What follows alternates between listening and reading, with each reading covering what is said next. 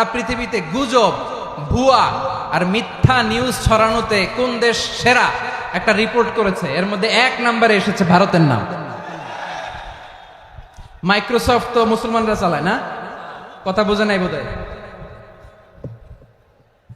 প্রতিবেশী দেশকে বলবো, আপনারা নিজের চরকায় তেল দেন, আপনারাও শান্তিতে থাকেন, আমাদেরকেও শান্তিতে থাকতে দেন। সব চেঞ্জ করা যায়, প্রতিবেশী চেঞ্জ করা যায় না।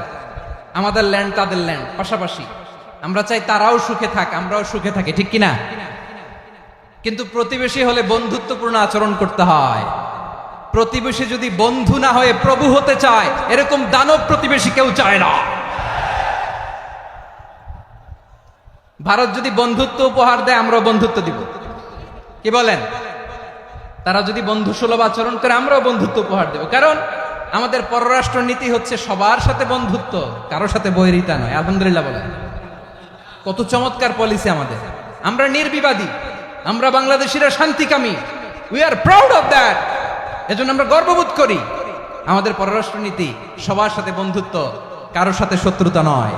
তাই প্রতিবেশী দেশকে বলবো, আমার ভাইয়েরা, আপনারাও আমাদের ভাই, বন্ধুত্ব দিলে বন্ধুত্ব পাবেন। বন্ধুত্ব ইজ ওয়েলকাম, দাদাগিরি নয়। বন্ধুত্ব ওয়েলকাম, দাদাগিরি নয়, লাউড এন্ড ক্লিয়ার। ভারত যদি বন্ধুত্ব দেখায়, বন্ধুত্ব পাবে।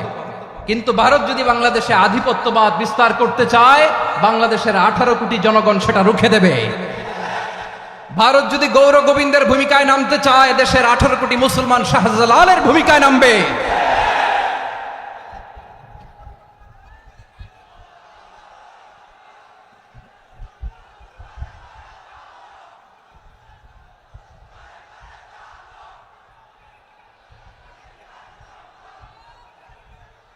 প্রিয় ভাইয়েরা, আমরা বন্ধুত্বে বিশ্বাসী, শত্রুতায় নয়, ঠিক কিনা বলেন?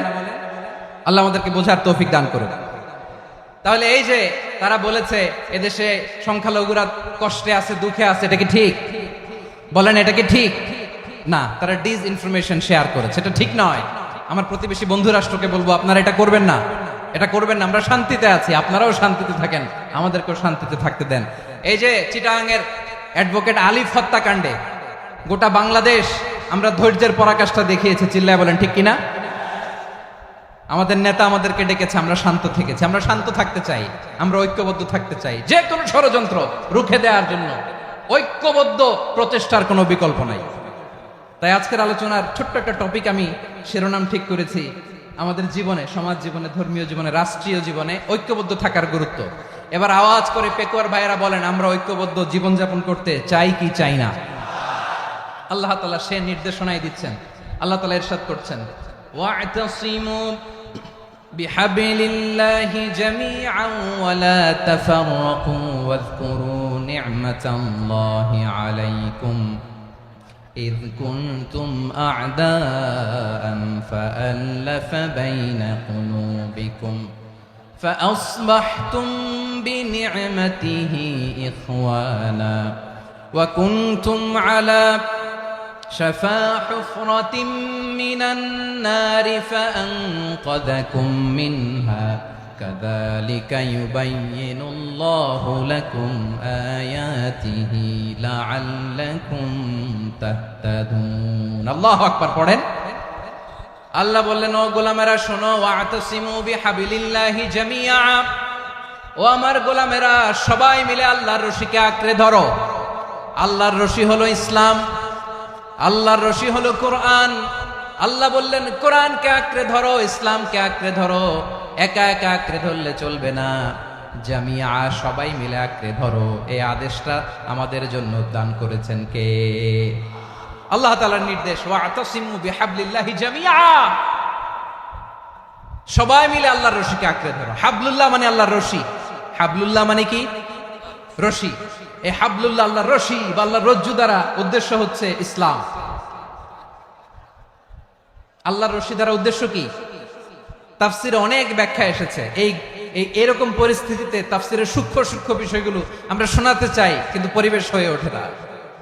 আল্লাহর রজ্জু বা আল্লাহর রশি দ্বারা উদ্দেশ্য হচ্ছে ইসলাম। আল্লাহর রজ্জু বা আল্লাহর রশি দ্বারা উদ্দেশ্য হচ্ছে কোরআন। কারণ কোরআন আমাদেরকে ঐক্যবদ্ধ করে। ইসলাম আমাদেরকে ঐক্যবদ্ধ করে, চিল্লায় বলেন ঠিক কিনা?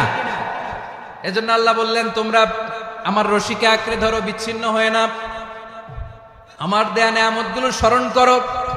যখন তোমরা ছিলে শত্রু, তোমাদের মধ্যে হৃদয়ে আমি আল্লাহ ভালোবাসা ঢেলে দিলাম, ফলে তোমরা সবাই ভাই ভাই হয়ে গেলে। তোমরা সবাই ছিলে জাহান্নামের কিনারায়, জ্বলন্ত অগ্নিকাণ্ডের পাশে। আমি আল্লাহ দয়া করে ঈমানের বদৌলতে তোমাদেরকে আগুন থেকে ফেরালাম। আমি আল্লাহ দয়া করে তোমাদেরকে জান্নাতের পথ দেখিয়ে দিলাম। সুবহানাল্লাহ পড়েন। এমন পথ দেখালাম যেই পথ তোমাদেরকে জান্নাতে নিয়ে যাবে, পথের দিশা তোমরা পাবে। লাআল্লাকুম তাহতাদুন। প্রিয় ভাইরা, তাহলে আমাদের যে ঐক্যবদ্ধ থাকতে হবে, এই নির্দেশটা কার? নাকি মন মতো আমি বানায় বলতেছি? আওয়াজ করে বলুন, নির্দেশটা কার? আল্লাহ। তাহলে আমাদেরকে ঐক্যবদ্ধ জীবন যাপন করতে হবে। প্রিয় ভাইরা, ইসলাম আমাদেরকে ঐক্যবদ্ধ করে। ইসলাম আমাদেরকে কি করে? সংঘবদ্ধ করে, ঐক্যবদ্ধ করে। বিচ্ছিন্ন হওয়া যাবে না। বিরোধ, বিচ্ছিন্নতা, মতানৈক্য, এগুলো আমাদেরকে ধ্বংস করে, আমাদেরকে দুর্বল করে। আর আমাদের ঐক্যবদ্ধ প্রচেষ্টা আমাদেরকে বিজয়ের দিকে এক ধাপ এগিয়ে নেয়। চিল্লায় বলেন ঠিক কিনা?